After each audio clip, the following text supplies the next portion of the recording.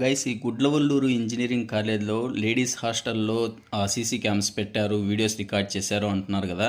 So ఒక్కొక్కటి information బయటకు వస్తుంటే ఎలా ఉందంటే మేబీ నిజంగానే జరిగిందేమో అన్నట్టుగా ఉంది. కాకపోతే పోలీసులు ఏం చెప్తున్నారు అంటే ఇది ఒక ఫేకు. సో అక్కడ ఉండే వాళ్ళు పోలీసులతో సహా కొంతమంది అక్కడ ఉండే వాళ్ళు ఏం చెప్తున్నారంటే ఇది ఫేకు, కావాలని స్ప్రెడ్ చేస్తున్నారు అనేసి అంటున్నారు. కానీ అక్కడ ఆ అక్యూజ్డ్ ఎవరైతే అంటే ఈ విజయ్ కుమార్ కానివ్వండి లేదా అతని గర్ల్ ఫ్రెండ్ కానివ్వండి, వాళ్ళు బిహేవ్ చేసే తీరు చూస్తుంటే అది నిజంగానే జరిగినట్టు అనిపిస్తుంది. సో 300 పైగా వీడియోలు, 28 పైగా కెమెరాలు అసలు వాష్రూమ్లో పెట్టారంటే పాపం వాళ్ళ పరిస్థితి ఏంటి, ఆ అమ్మాయిల పరిస్థితి ఏంటి అనేది చాలా అసలు ఆలోచిస్తుంటేనే చాలా భయంగా ఉంది. ఇంకా వాళ్ళు ఎలా ఫేస్ చేస్తారో అర్థం కావట్లేదు. దీనికి సంబంధించి క్లియర్ వీడియో అనేది నేను ఆల్రెడీ చేశాను, కింద డిస్క్రిప్షన్లో లింక్ ఇచ్చాను. మీరందరూ కూడా ఆ వీడియోని ఒకసారి చూడండి. దాంట్లో ప్రజెంట్ ఇప్పటి వరకు ఏం జరిగింది ఏంటి అనేది క్లియర్గా ఎక్స్ప్లెయిన్ చేశాను. మళ్ళీ మన ఛానల్లో అంటే ఇక్కడ పెట్టడం వల్ల అంటే డబుల్ వర్క్ అవుతుందనే ఇంటెన్షన్తో పెట్టలేదు.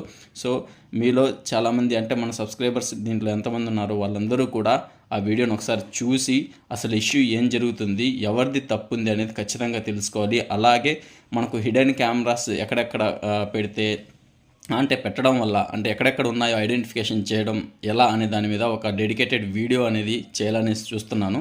మేబీ టైం కుదిరితే తప్పకుండా చేస్తాను.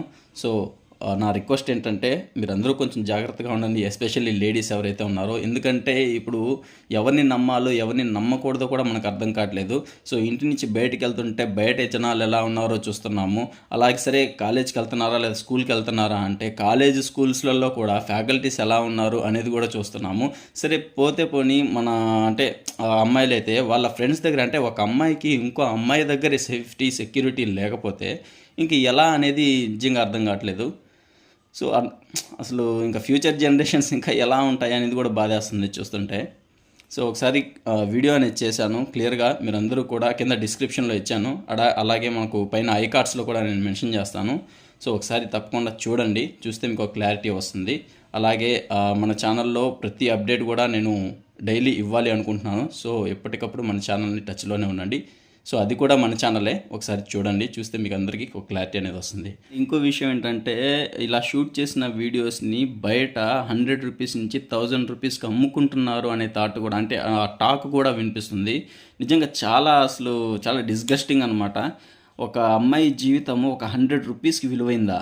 అస్సలు ఆ థాటే చాలా వేడిగా ఉంది. పాపం ఎంతమంది అమ్మాయిలు ఎదుగుతున్నారో ఏమో. ఓకే గాయస్, రీసెంట్గా ఇంకో వీడియో అనేది ఒకటి ఉంది, దాన్ని షూట్ చేయాలి, దాన్ని రికార్డ్ చేయాలి. నేను నెక్స్ట్ వీడియోలో మళ్ళీ కలుస్తాను. బాయ్.